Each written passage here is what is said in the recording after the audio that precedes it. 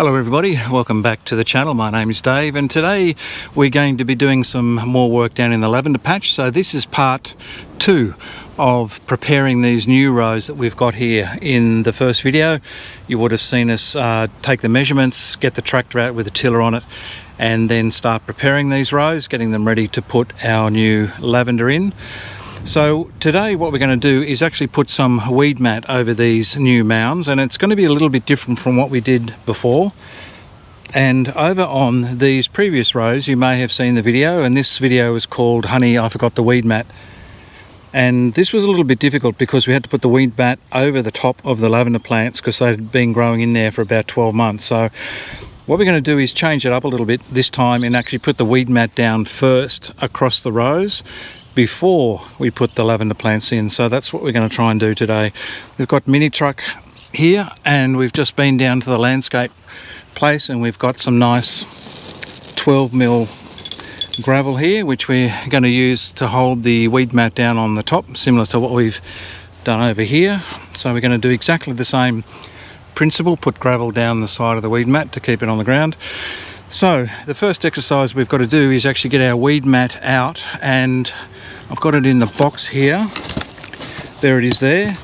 It's not great quality, I gotta say, but it's what we've got and I've got a fair bit of it, so that's what I'm going to use. And what we've got to do first of all is lay it out in the sun. Put it on the grass here, lay it out in the sun, because it does tend to want to shrink back a little bit, and I just want to make sure that that happens before we actually put it onto the row so we don't have any problems later on with it. So let's get the weed mat out and we'll start getting that in the right length, and we'll cut it and put it on.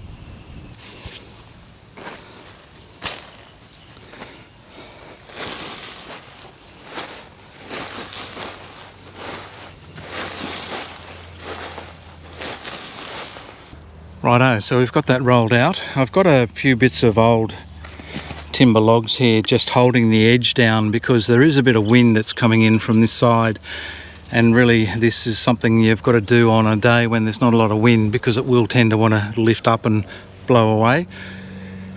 So we've rolled all that out, which is good. I'm just leaving it in the sun just for a little while, and probably 10 or 15 minutes, and that's actually going to shrink that plastic back a little bit because it does come back quite a lot when the sun's on it. So I'm just going to leave it sitting here for another couple of minutes, and then we'll come up the end here and we'll cut the end off.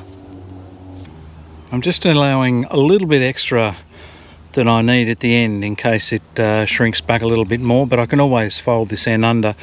So with this weed mat, it's easy to cut, but you don't really want to use a knife because what ends up happening is you end up with these sides coming off it and it frays quite easily. So the easiest way to cut this stuff is just using my blowtorch, and again this was in one of the earlier videos. So I just sort of get it about square there, and then I'm just going to run down it with my torch.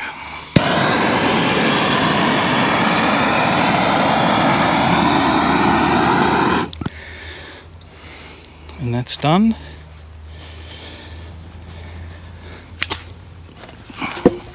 So that edge now is cut, but it's also melted it back together, so you won't get any fraying on that edge.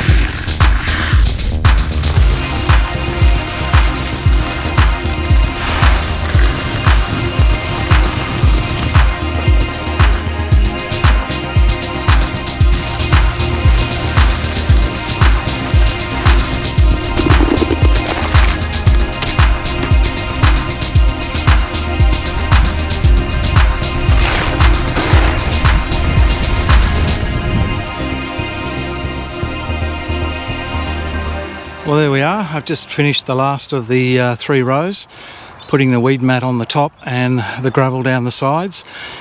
All up, it took 2 loads in the mini truck to bring the gravel back. So each load I had about 1/4 of a cubic metre in the back. So all up, it took about half a tonne of gravel. And this stuff was called by the landscape place 10 to 14 mil ag. So it's a blue metal gravel that was quite cheap to buy. I think each row ended up costing me probably about $20 to $25 a row, so that wasn't too bad. Right, so the next step is I have to come up with some sort of invention to be able to cut some holes in this black weed mat so I can put my lavender into the rows. So I'll go away, think about how I'm going to do that, and we'll come back and that'll be the next stage. I was looking around the pantry for a tin and I found this tin which I think I can use. This was a tin of peaches, very nice they were too. SPC, Australian made and owned company. And for those people that aren't in Australia, the good thing we have here is there's a symbol here that basically has a scale and it tells you how much of the product is actually made in Australia, and this is 100% Australian made, so that's good. I would certainly support anybody to purchase products made in their own country, so I'm fully behind buying Australian made products, especially fruit and vegetables. If you're in the US, then I know that people are very passionate about buying American products as well. We need to get away from this psyche about being, you know, cheaper is better and all that sort of stuff. So buy local, support a farmer. So I found that tin. We've eaten the peaches, they were very nice. And what I'm going to do here is I'm going to use this size of this tin here as a bit of a cutter to cut holes in my weed mat that we've just put down. So what I have to do to this is I have to sort of melt a hole.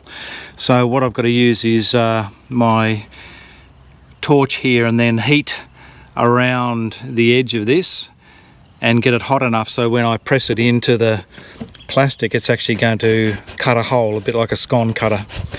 But the tin is metal obviously and I won't be able to hold it once I heat it, so I'm just going to use this bit of wood I've got and just screw that onto the jar, onto the tin, and that's going to make a bit of a handle, make it a little bit easier.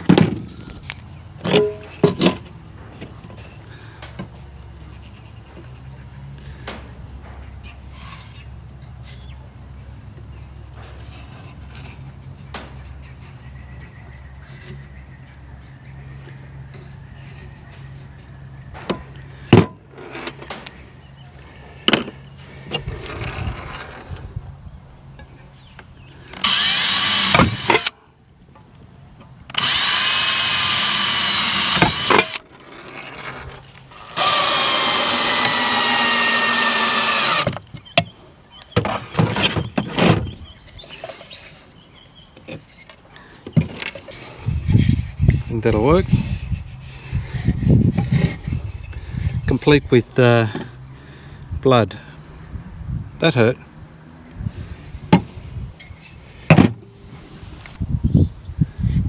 I'm just going to try and get this label off, I think. I don't know if it's glued all the way around, but it's going to burn when I heat the can, so I think I need to get the label off a bit.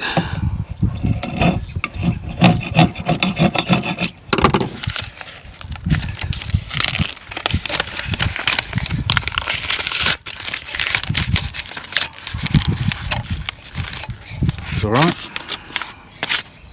So I'll just demonstrate what happens with this weed mat if you actually cut it with a knife rather than do the method that we're going to do and actually melt a hole in it. So if I just cut a bit of a circle in this, sort of a rough circle,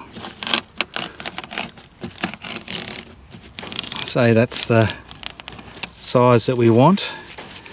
Now what happens is it looks okay to start with. Yes, that's a nice circle, but over a period of time what happens, all this stuff starts to fray off around the edges.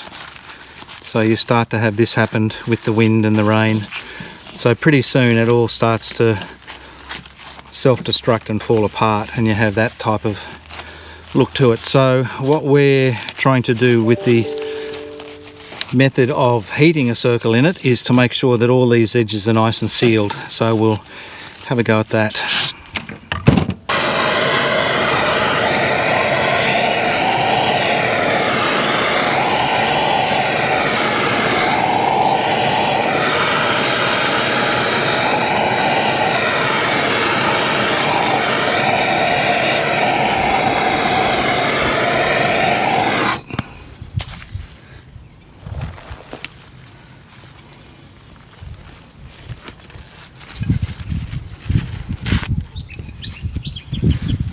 So this is the end result of using it with the heated method, that it cuts a circle through there and it heats it all, and then actually seals the edges back together. So that's worked quite well. A little bit of fraying there. I think I've got to perfect the technique a little bit, but that is certainly going to last a lot longer than using a knife. Okay, we're back out in the lavender patch now, and we're looking at the 3 new rows that we've put in and looking at the new weed mat that's on the top of those. And I've just finished putting some markers along each row, these orange dots, and they're on the green centre line that follows each row along. And these dots are 1 metre apart.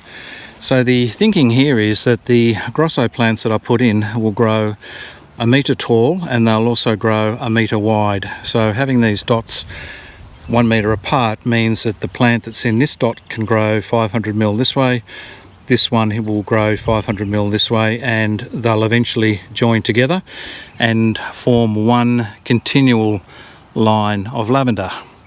That's the theory. The next step is to get my tin can cutting method out, and we'll see if we can cut some holes.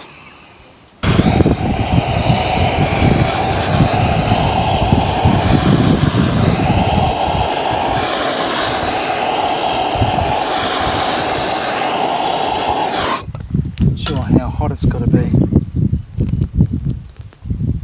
See if you can carry that to a second one.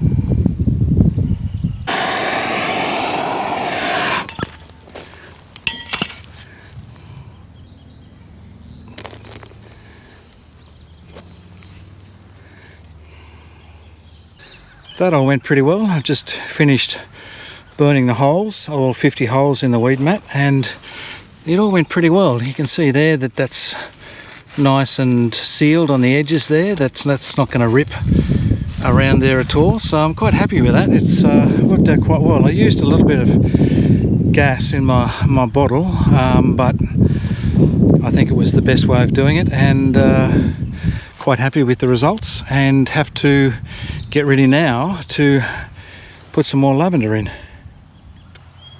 Welcome back. It's a new day, and we're just about to start planting our new lavender plants, putting them in the ground. And these are the intermedia lavender. These are the Grosso plants. These are only in small little tube stock, and I bought these from a place called Fernview Nurseries in Victoria, and they were shipped up. These were the same ones that we've planted in this row here. These are Grosso plants here. They've been in the sun for a couple of hours a day for about the last week or so, just to harden them up, and they've got lots of nice green tops on them, so they're starting to grow along quite nicely. So I think they'll do quite well. Up the end here I've got a bigger plant, and this is one of the lavender plants that I actually successfully propagated during the year from a small cutting. And the reason I've got this one is we've got 50 of these plants in the tray, but in our rows down here we've actually ended up with 51 holes. So I need an extra one, so that's what that propagated plant's going to be. It's a little bit more advanced, and I've got to be honest, I don't actually know what variety this is. I'm not too sure if it's a traditional English lavender or whether it's actually the Grosso intermedia lavender. So I'm just going to put it on the end of the row, and I don't think it's really going to matter that much. Got Crazy Dog. He's very excited to be out in the sun today, and we'll get into it.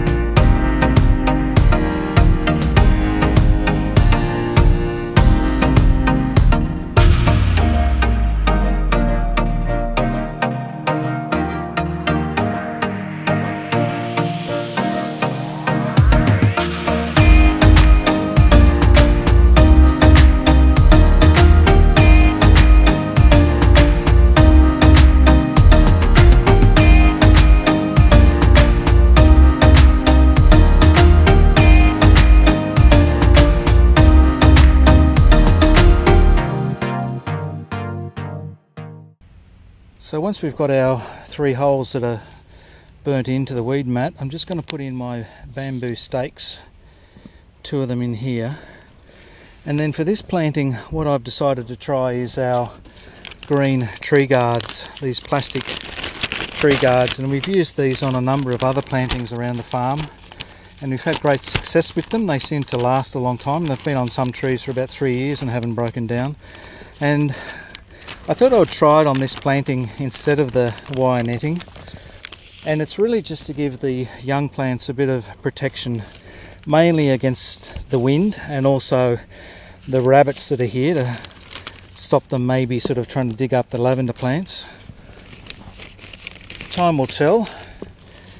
So there it is there, and my thinking for this is that I've got this shape here is because the wind comes in on this side, and I'm thinking that this would divert the wind around the tree guard rather than hit it square on. So we'll see if that works. This will probably only stay on for about 6 months or so, and then I think I'll take it off. I think the lavender plants then will be big enough to fend by themselves, and we can reuse these on some other plantings. Well, that was a good couple of days work. I'm a bit tired now after all that. We put the weed mat down and got the new plants in the ground, and then put the plastic tree guards on, and now they're all ready. The weather is beautiful and warming up, so I'm sure they're going to grow pretty well now. And that takes our total count of lavender plants I've got in the ground now to about 150. And I did think at one stage that I wanted to put in 1,000 plants, but gee, that's a lot of work to put in 1,000. Anyway, we'll see how we go. We'll probably be back down in the lavender patch in about 5 or 6 weeks, and that'll be when the older plants are starting to flower, and we'll cut those lavender cuttings off. And what I want to do this year is actually buy some bamboo or metal hoops and put together some fresh lavender wreaths, which I think would be quite cool, and I think in this area actually they would sell quite well, so we'll have a try at making some of those. Anyway, I'm going to go and have a bit of a lie down. I appreciate everybody watching the video and supporting the channel. If you have any comments or suggestions, then please leave them in the section below, and I'll see you next time. Bye.